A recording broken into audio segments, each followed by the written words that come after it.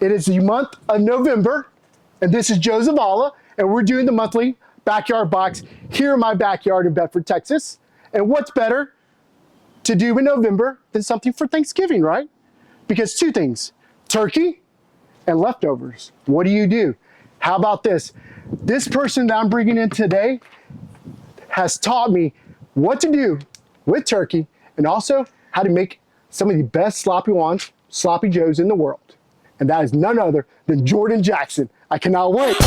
We're literally in the backyard. Yeah, mother and child reunion. Let's go. That's what I'm looking for. This is live. That right there. In the world. Y'all know that, right? So now it's time for the man, the one and only, Jordan Jackson, to come in here. Oh my God, I cannot believe you're here. In my backyard. How you doing, bud? Oh, I'm excited. Like, they told me I had to do the month of November. We had to do turkey, and there's only one person I had to call up because that is you. Oh, okay. Like, dude, you don't understand how much you mean to me as a mentor, as a big brother. How many times do I call you crying about something going wrong? 3 or 4 times a week, at least. It's the truth. I wish I was lying. And I called you and said, hey, you want to come make a video? You said, yes, we'll love to. Of course. We're going to make turkey. Like, I love turkey more than anything. And, you know, I'm going to say this. I think we have probably some of the best turkey in Texas. Okay. And it's all because of you. Like, this turkey, you taught me how to make it. But I hear there's something I haven't been doing the whole time of making this turkey. I'll get to that secret in a little bit. Oh, I cannot believe I've been making this turkey for over 5 years, and I've been missing the secret. Well, that's why it's a secret. It's okay. And then the sloppy Juan. Okay. Like, you taught me what to do with every single thing that you cook. Yeah, you got to make money on it. Like, it's like one of those things, right? You make this brisket, and every person that comes into our restaurant, if it's not Instagram ready, beautiful, we're getting judged from it. Of course. And so not every single slice we can serve as much as we want to. Just doesn't look good for the gram. So you said, Joe? But it looks good for the sloppy Juan. It does. And that's because of you. Like, there was people that came before me that we should probably thank for. And yeah. I thank you. Thank you so much. So we got to get the fire started. Let's do it. And guess what we're using? This started Zavalas Barbecue. This Oklahoma Joe. We're making 2 briskets on a weekend, selling out. So what's Oklahoma Joe's name? Oh my God. This is Guadalupe. Guadalupe? Guadalupe. Okay, why? The Guadalupe River, you know? Also the beginning of the Guadalupe. Like, it was a blessing that we got this. This was actually my father-in-law's smoker that I stole from him. Okay. And we had to put a new firebox on it, and it's been rock and rolling ever since. Okay. Well, let's get it lit. Awesome. So, got this nice little fire starter, tumbleweed from Nomad. Okay. This firebox is small. I know this is probably too much wood, but I just want a good coal bed. Of course. You taught me, and maybe I'm wrong, got to have good wood, got to have good coal bed, and have to have oxygen. That's how you control your fire. That's it. Right? So, let's get this thing going. And these things are amazing. Like, everybody thinks you need a torch. I used to do torches all the time, but you know what? Sometimes you can just butcher paper if you want to. But I like these tumbleweeds. I think they get the job done. I like them a lot more than butcher paper. It just gets piping hot quickly. Yep.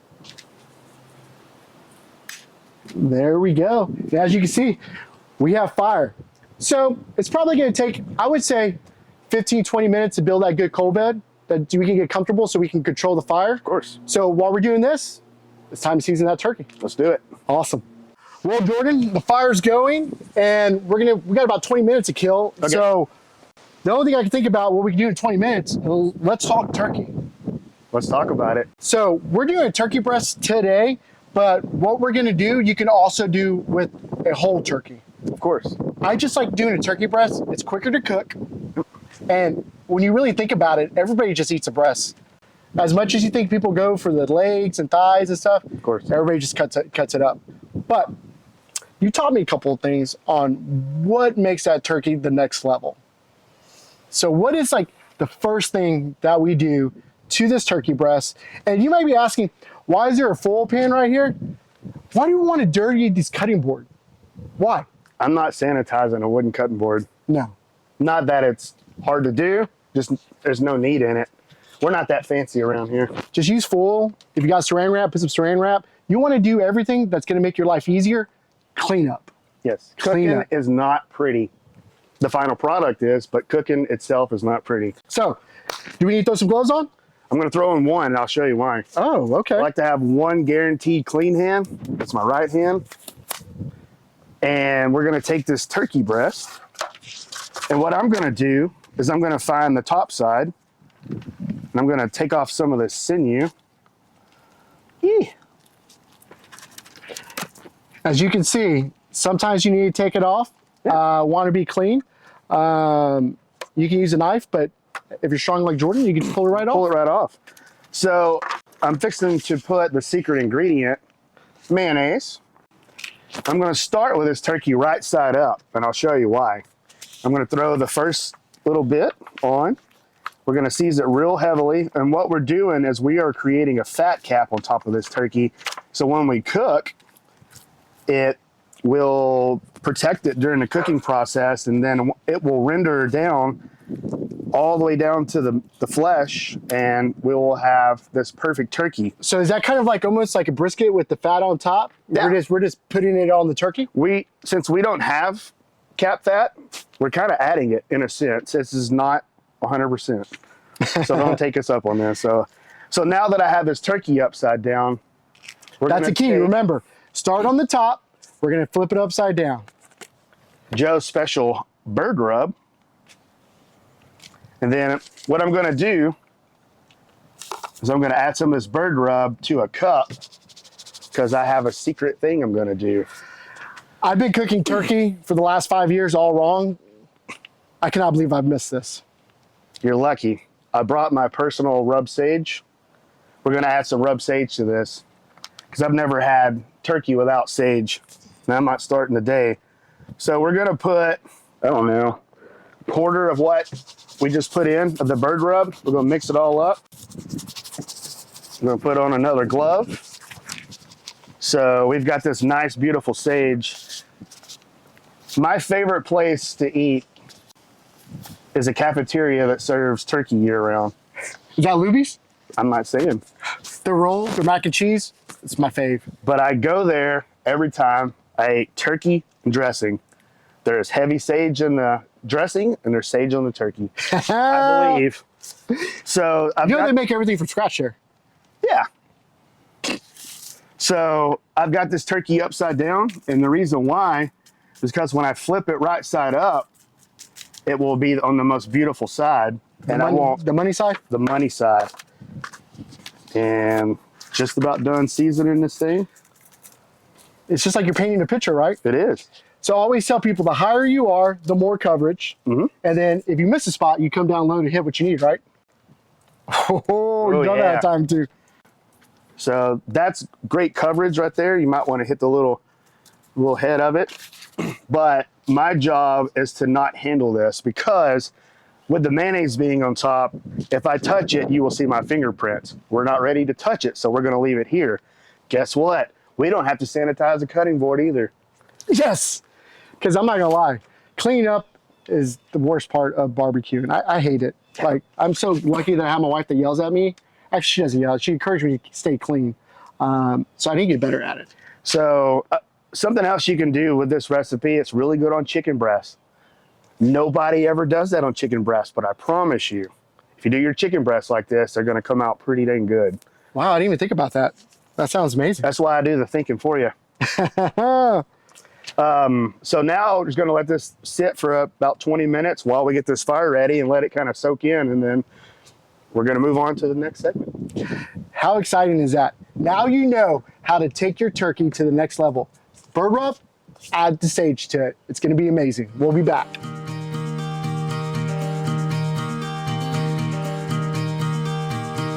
All right, as you can hear, the fire's going, and we're sitting at around 250 right now. So that's good because why? We're going to throw this turkey on, And how do you like to get this turkey cooking process going on a smaller smoker? I know you're used to 1,000 gallons. Yeah. I know it's been a while since using an Oklahoma Joe, but I know there's a rule of thumb that you like to tell It's been people. 41 years since I've used one because I've never used one. And so I'm assuming, being that the chamber's so small, we're probably going to cook about 30 degrees more gently than a 1,000 gallon. Is that a word? Yeah, 1,000 gallons. Gently. Gently's a word. I love it. Softly, killing me softly, like the Fugees. Yes. Yeah. My vocabulary is, I've got like 100 words and I've used 30 of them. You're great. So yes, we're going to cook a lot more gentle. So I like to start them off at like, I don't know,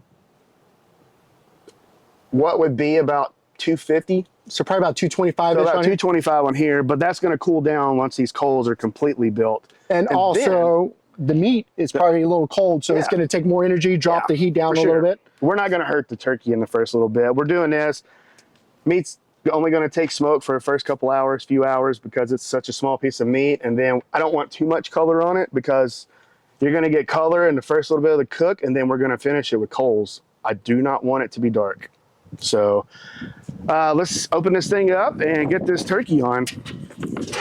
So I would say the better placement is probably in this area, not too close to the firebox, not too close to the stack. Yep. Remember, I don't want to touch the top of this bird. I'm going to very gently go with my fingers underneath it. And I'm going to put the bigger part towards the firebox because it can take more of the heat. And then once it goes out, the heat and smoke will roll over it and not affect this part of the turkey. This side needs to cook a little slower than this side. So this side can take more heat, this side cannot. And guess what?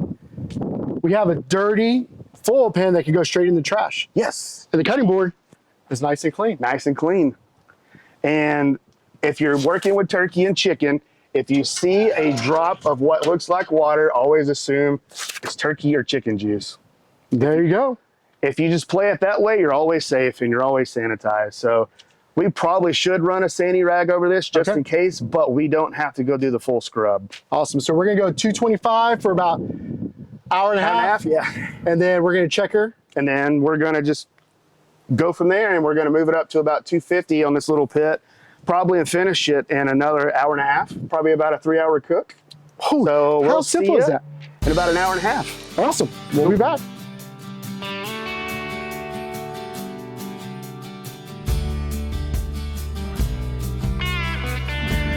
So we're about hour number 3, and look at that, we're right at 300 degrees. We cranked it up, and it's all coals too. It's all coals. Coals, like no extra smoke going in there. So what do you think we're gonna be at, about 160? That's my middle name. Ooh, nice. And I'm not kidding. Oh no? Yeah. So, wow. Let's check her out. 58, 59, 160. All right. So now we're going to take it off. I'm a pro. We're going to bring it over here and we're going to let it carry over. I don't know. Let's say 5, 10 minutes, 8 minutes. Oh, that's all we need. We don't have to wait like 20 minutes? 30 minutes? 10 minutes is fine. I want a taco. Okay. Do you want a taco? I do. Like, I love it. I love it. This isn't Thanksgiving dinner. I want a taco. I've got 10 minutes. So actually, you brought up a good point. This is turkey breast. If we're cooking a whole turkey, we want to take the thighs to 175? 175-ish. Yeah. Everybody's got their own interpretation of it, but I think the safest way to do it, because the breast takes so long, you get the thighs up to about 175, that should give you about a 165 breast. And also, like, the secret is, if you got to feed a lot of people, buy 3 or 4 10 to 12 pound turkeys, not the 20-pound turkey. Oh my gosh, they won't even fit on here. Yeah, it would. That would be like trying to put this log in here. That's the 20-pound turkey. Doesn't happen. So, doesn't happen. Smaller is better. Yes. Smaller birds taste better. They do. A lot more moist, a lot more juicy. Yeah. Probably not a whole bunch of antibiotics or hormones in there. No, right? younger birds taste better, I think. Oh, hands down. So, Hands down. And I would probably say, you know, you're looking at a 10, 12 pound whole turkey, maybe 6, 8 hours-ish, depending on how you're cruising along. I do not want to tell you a time because I've always cooked 40 birds at a time. So I don't know how to cook one. So I'm going to leave that one up to you. So I'm gonna say about 6 or 8 hours, and you want to take it to 175 that thigh, pull it off, and it'll be good to go. And also another secret about it is, it's okay to cook it a couple of days beforehand, let it come down to a rest, put it in the refrigerator, and the day of, slowly reheat it. 225 in the oven, cover with a whole bunch of butter in a whole bunch of foil, slowly. And you're just gonna bring it up to about 160, 165. Yeah, or the browning bags work really well. You can put stock and stuff in there. I learned if you set those 10 to 12 pound birds in those metal pans, when you're cooking them, you can have the bird in a rack and you can spin it. If you need to turn it in the pit to get different parts of the bird done, spin it. You don't have to pick the bird up and risk like damaging the bottom of it. Actually, you brought up a good point. You can, when I say reheat it, I was thinking about the oven, but I'm talking about during the cook. Oh, even the cook, but even when you reheat it, you can turn your Traeger on, turn on your smoker, and everybody thinks you smoked the day of. And you're looking like a superhero. Yeah. And you get to sleep, because that's what we all care about. We want sleep, right? Yes. So we're gonna let this rest for 5 more minutes, because I've been talking for 5 minutes, and we're gonna slice it up, and we're gonna make a turkey taco. Turkey taco, that's why we're here.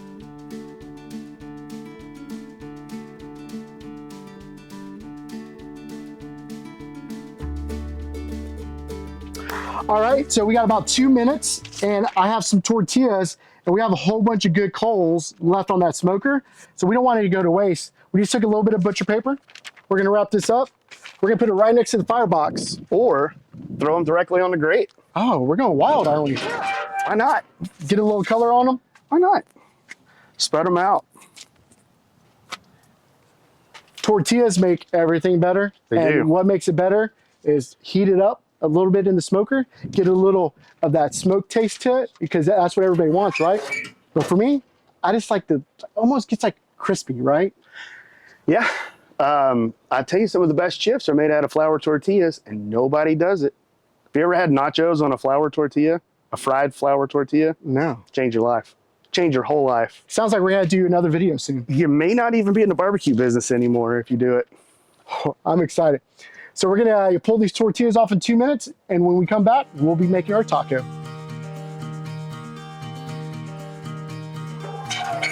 Got the tortillas! Don't burn yourself. Now it's time for a taco. Oh my God.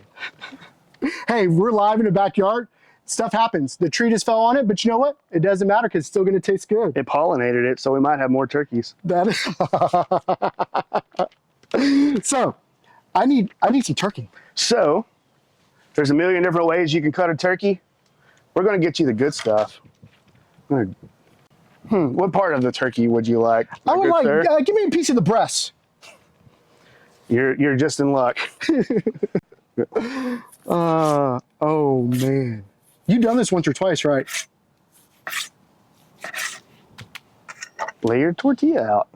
Oh, those are perfect little tortilla slices right there, sir. I love it. Can you pass me some of that bird rub? Yes. So, pro tip. If you want to take it up to the next level, just throw a little more bird rub on there right before you're going to eat it. Just like that. And you know what? You're going to love it. So, let's see how good it is.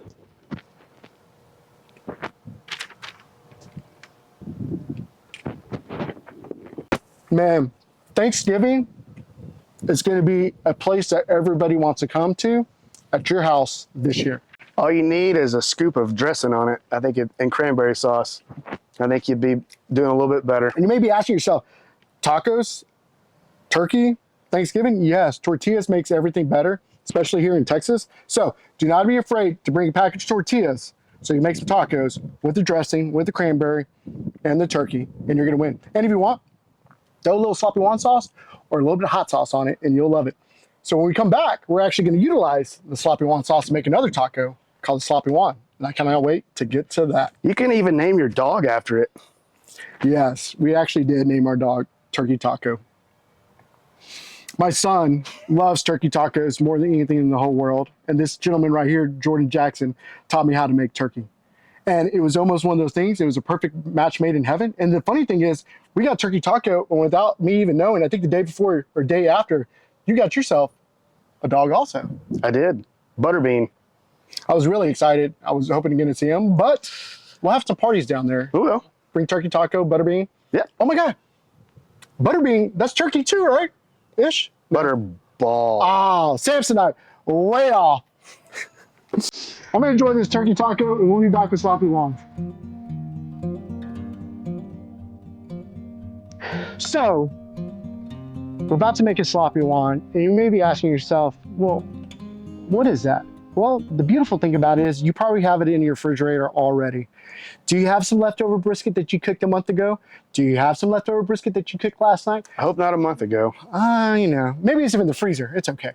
It's Freezer, okay. yeah. Freezer. Some sausage, some turkey, like whatever meat that you cook and you have extra goes into Sloppy Juan. That's what's so beautiful about it, because all you have to do is put the Sloppy Juan sauce on it, and you create a Sloppy Joe, and you put it in a tortilla. Hence a Sloppy Juan. Yes, and the good thing about it is we actually had a leftover brisket, a little baby brisket, 44 Farms, and we had some pork ribs. So today we are gonna make a Sloppy Juan out of leftover brisket and pork ribs that we heated up on our Oklahoma Joe here. So I like to wrap it in foil nice and tightly and throw some butter on it, because butter makes everything better. So I don't even know how these are gonna look. We're gonna find out. So let's pull them off. Look how cute they are. This is a whole brisket, you're saying. Yes, right? This is the whole brisket.